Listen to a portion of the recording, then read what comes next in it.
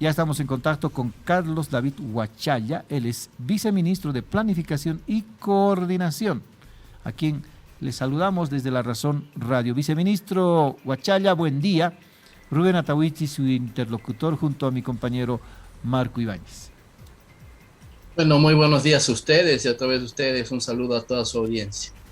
Viceministro, ¿por qué ayer se han conocido los datos? ¿Estaba previsto del crecimiento de la economía, del comportamiento de la inflación, del comportamiento de las inversiones, de la posibilidad de un doble aguinaldo? Bueno, de acuerdo a la información que posee el Instituto Nacional de Estadística, se tiene hasta el primer trimestre para publicar esta información, ¿no? Ya. Es importante mencionar que la gestión pasada sí hubo una demora, pero debido a que organismos multilaterales que le hacen seguimiento al cumplimiento de los estándares técnicos para la recuperación de esta información, han visto que en la gestión 2020 ha existido varias irregularidades y es por eso que ha habido demora en la gestión pasada, ¿no? Ahora, en términos de crecimiento, de repunte de la economía, obviamente los datos de 2021 difieren muchísimo respecto de los datos de 2020, cuando el país incluso tuvo una contracción histórica. 67 años habían pasado para que el país llegue al fondo en su economía en 2020. ¿Cómo se explica esto, viceministro? Bueno, básicamente alcanzar el crecimiento del 6,11% no es casualidad y ha sido producto de la restitución del modelo económico social comunitario productivo que ha instaurado el señor presidente cuando era ministro y que ha demostrado tener bastante éxito en analizar la economía boliviana y que a partir de eso pueda introducirse diferentes medidas de política económica que durante las gestiones pasadas han tenido bastante éxito, posicionando a Bolivia como líderes en tema de crecimiento económico, y esta gestión no ha sido la excepción. Es por eso que la población tiene que considerar de que esto no es casualidad, no es ese efecto rebote que mencionan, sino en la mayoría de los indicadores económicos se evidencia mejoras, y este es un crecimiento sólido que nos indica que estamos retornando a la senda de crecimiento. Ese dato que usted acaba de mencionar, viceministro, el país retorna a la senda del crecimiento. ¿En qué se justifica? Se habla de la demanda interna. ¿Qué puntos podemos destacar de eso? Bueno, el modelo tiene su fortaleza en que se basa en la demanda interna, es decir, en el consumo de los hogares, en el consumo de la administración pública, en la inversión, ¿no? Donde la inversión pública asume un rol bastante importante como eje dinamizador de la economía, ¿no? En lo que va del año, ¿cuánto se ha invertido en lo que corresponde a inversión pública para la generación de empleo? Bueno, desde del 2020 se viene priorizando la inversión pública y se tiene desde noviembre 2020 hasta diciembre 2021 aproximadamente una erogación de 3.323 millones de dólares acumulados. Para la gestión 2022 se ha priorizado un portafolio de inversión de 5.015 millones de dólares, lo cual nos indica que el gobierno está apostando una vez más para que la demanda interna sea el motor del crecimiento y que este crecimiento también nos ayude a disminuir las brechas de desigualdad y también disminuya la pobreza. Le hacía esta consulta del tema de la inversión y la demanda interna porque justamente son claves para crear empleos, bajar la pobreza. ¿Cómo estamos en ese tema de la creación de empleos? En julio de la gestión 2020 tenemos un registro de 11,6%. A diciembre 2021 se cerró con un 5,4% en la tasa de desempleo, y uno de los factores que colaboraron para la disminución de esta tasa es el tema del papel de la inversión pública, que a partir de su efecto dinamizador en lo que corresponde, por ejemplo, al sector construcción, ha permitido de que se genere mejor empleo de mejor calidad y que de esta manera disminuya esta tasa, ¿no? Hay dos tipos de empleo, recuperar los que se han perdido y generar nuevos. En materia de generación, ¿qué se está haciendo? Se hablaba de un plan nacional de empleo. ¿Cómo va eso? ¿Cuánto se va a invertir? Bueno, en la Asamblea se ha aprobado el, el plan de empleo de emergencia que se está financiando con recursos de financiamiento externo, donde se están realizando diferentes programas y proyectos enfocados a la infraestructura vial y que de esta manera se va a poder realizar un incremento en los diferentes empleos a nivel departamental y municipal, ¿no? Que es lo que plantea el alcance de ese programa, ¿no? En ese marco, para esta gestión, ¿cuánto se prevé crear en materia de empleos para subir el indicador del desempleo? Bueno, Bajarlo en este caso.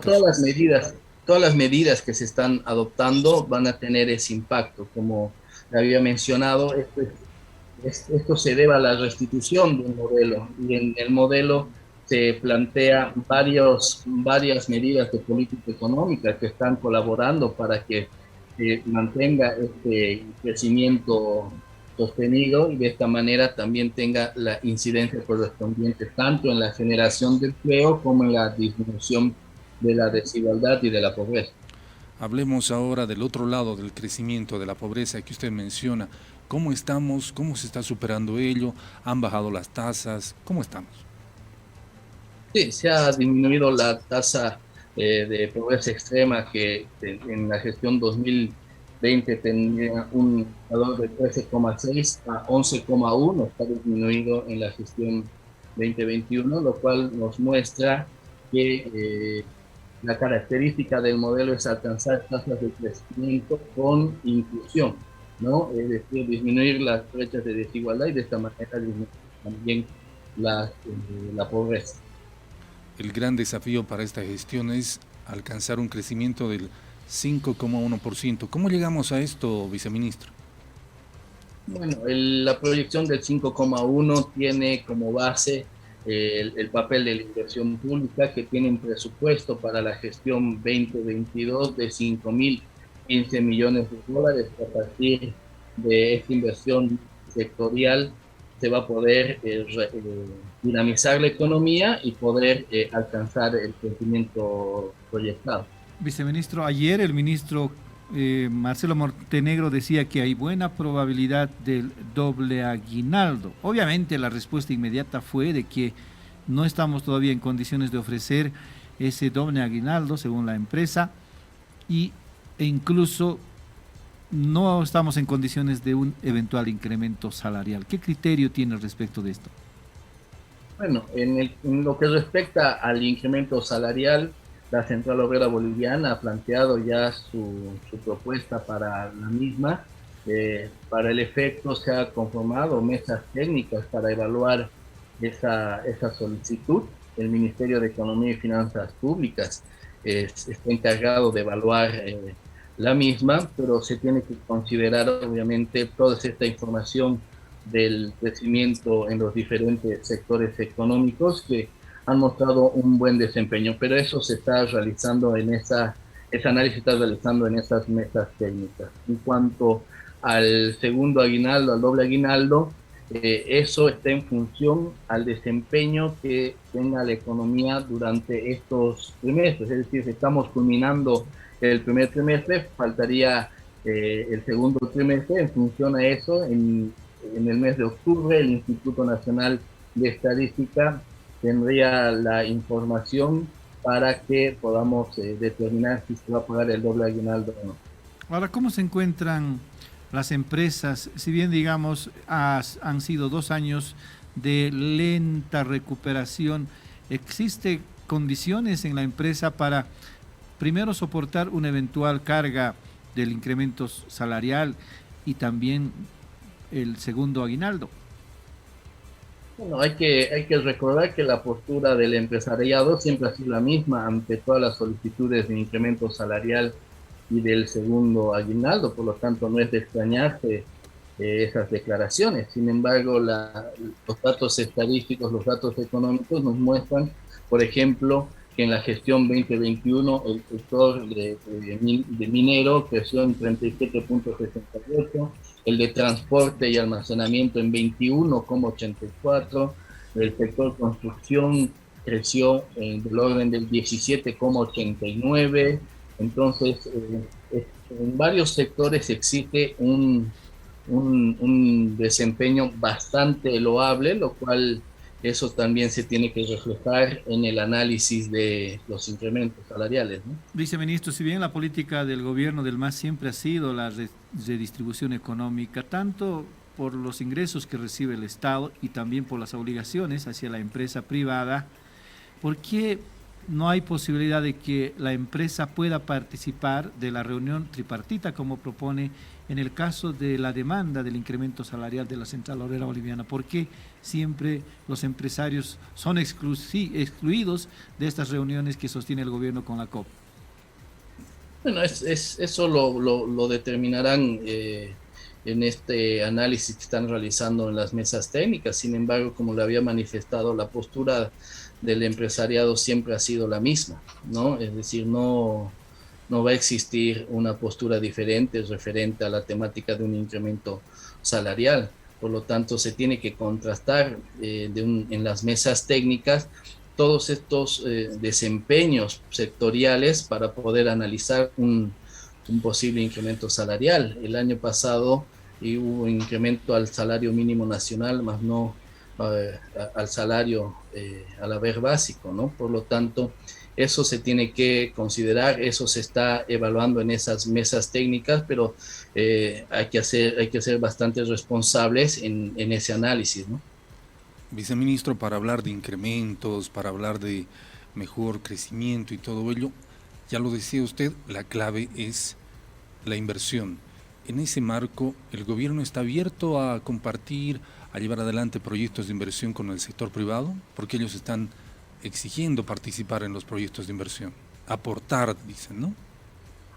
Bueno, es importante de recalcar que de esos 5.015 millones de dólares que se tienen en el portafolio de inversiones para la gestión 2022, quienes ejecutan esos proyectos es precisamente el sector privado. Las diferentes empresas constructoras son las que se adjudican las diferentes licitaciones y ellos son los que realizan el trabajo, ¿no? Por lo tanto, y existe esa coordinación en materia de inversión pública con el sector privado a partir de las adjudicaciones en las diferentes obras públicas, ¿no? Perfecto. Y si hablamos de desempeño, como nos acaba de mencionar, hay varios sectores que han tenido buen desempeño. ¿Cuál es el que más se ha desarrollado en este proceso, en este periodo, y cuál ha tenido dificultades o no está pudiendo despegar, como se dice? Bueno, el de minerales metálicos y no metálicos ha tenido el mejor desempeño, con un crecimiento del 37,68%. Le sigue el de transporte y almacenamiento, y en tercer lugar está el de construcción, que es muy importante el sector construcción, debido a lo que le acabo de mencionar, de que es a partir también de este sector que la inversión pública canaliza esos recursos de inversión, ¿no? Porque son estas empresas contratistas las que realizan esta construcción, y también es muy importante que este sector tiene un alto componente de empleabilidad, ¿no? Es por eso que se ha dado esa disminución en la tasa de desempleo de un registro en julio del 2020 del 11,6 a diciembre de 2021 del 5,4, ¿no? Entonces, esa dinámica es que nos permite tener un mejor desempeño en los diferentes indicadores económicos. En cuanto a los sectores que tuvieron un desempeño menor, se encuentra, por ejemplo, el tema de comunicaciones y el tema de otros servicios, ¿no? Que todavía, aunque tienen un crecimiento, no es superior incluso al 1%. Sin embargo, se estima que depende en función al efecto dinamizador de este portafolio de inversiones de 5.015 millones de dólares, se va a empezar a dinamizar más la economía y retornar a la senda del crecimiento, ¿no? ¿Qué le parece si hablamos ahora de la inflación? Se tiene proyectado para esta gestión un 3,3%. ¿Este dato considera efectos climáticos, considera el tema de el enfrentamiento que hay en Rusia y Ucrania, que muchos analistas, muchos organismos están hablando que puede tener un efecto dominó en la economía latinoamericana sobre todo? ¿Considera eso? Bueno, el día de ayer se publicó esa información. Es importante mencionar que toda proyección esté enmarcada en un escenario, unos supuestos de coyuntura, ¿no? Donde se plantea los diferentes impactos que puede tener producto, por ejemplo, de la guerra que usted manifiesta, ¿no? La gestión pasada se ha cerrado la inflación en 0,9%, a diferencia de otras economías que ya iniciaron un proceso inflacionario. Incluso Estados Unidos alcanzó un récord en materia de inflación. Sin embargo, una de las características del modelo económico, que está enfocado en el fortalecimiento de la demanda interna, nos permite que esos shocks externos puedan ser asimilados bastante bien por la economía nacional y tener y alcanzar esas tasas de crecimiento que hemos visto en gestiones pasadas y que se tiene previsto para la gestión 2022 que sea del orden del 5,1%. Para precisar, los efectos que podría tener la crisis en Ucrania o que podría darse en los países vecinos no afectarían al país. Bueno, ese análisis se viene realizando en el gobierno nacional ya desde la gestión pasada. Es por eso que el Plan de Desarrollo Económico Social está orientado a la industrialización con sustitución de importaciones, porque el señor presidente ha visto de que tenemos la necesidad de ser soberanos en varios sectores estratégicos, alcanzar la soberanía alimentaria, alcanzar la soberanía en la provisión de fármacos e insumos médicos y de esta manera no tener esa vulnerabilidad externa. Por lo tanto, ya se ha planteado explícitamente en el Plan de Desarrollo Económico Social varios indicadores donde se pretende incrementar la productividad en cada sector y de esta manera también empezar a sustituir importaciones a partir de la industrialización que se plantea en ese plan. En ese marco, una pregunta final, viceministro. ¿Cómo anda el avance del Plan de Desarrollo Económico y Social a este primer trimestre del año? ¿Cómo va? Bueno, el Plan de Desarrollo Económico Social está en el marco de un sistema de planificación integral del Estado. El sistema plantea de que en primera instancia se debe realizar este plan quinquenal del nivel central del Estado. Posteriormente tiene que realizarse planes sectoriales para que ya exista mayor especificidad en las diferentes políticas sectoriales que estén articulados ese plan. Los planes sectoriales ya han sido presentados en el marco del cumplimiento de la ley. Tenían que ser presentados hasta el 10 de marzo. Ya los diferentes sectores presentaron ese plan. Posteriormente se tiene hasta el mes de mayo que presentar los planes territoriales de desarrollo integral. Son los planes que los diferentes niveles subnacionales, vale decir gobernaciones y municipios, tienen que presentar al Ministerio de Planificación, donde se van articulando en el marco de sus autonomías a diferentes políticas sectoriales que devienen del Plan de Desarrollo Económico Social, ¿no? Entonces, en esta primera instancia estamos realizando todo ese andamiaje de planificación, ¿no? Tanto sectorial como territorial, para que a partir de eso, con esa articulación, alcancemos los indicadores que se tienen en el Plan de Desarrollo Económico Social. ¿Hay algún nivel del Estado que no esté cumpliendo, esté demorado en el proceso este? Bueno, es un proceso en el cual en primera instancia tienen que presentar al Ministerio de Planificación los planes sectoriales para que de esta manera se vele por la articulación del plan sectorial a los lineamientos establecidos en el Plan de Desarrollo Económico Social. Se ha cumplido ya la fecha, han cumplido todos, sin embargo, existe un proceso de 30 días para que se revise técnicamente los mencionados planes y posteriormente se emita una certificación de homologación y concordancia de esos planes sectoriales con el Plan de Desarrollo Económico Social y nosotros nos encontramos en esa etapa precisamente. Viceministro, le agradecemos muchísimo su gentileza y la invitación cordial a tener otro contacto en otra oportunidad, ¿no?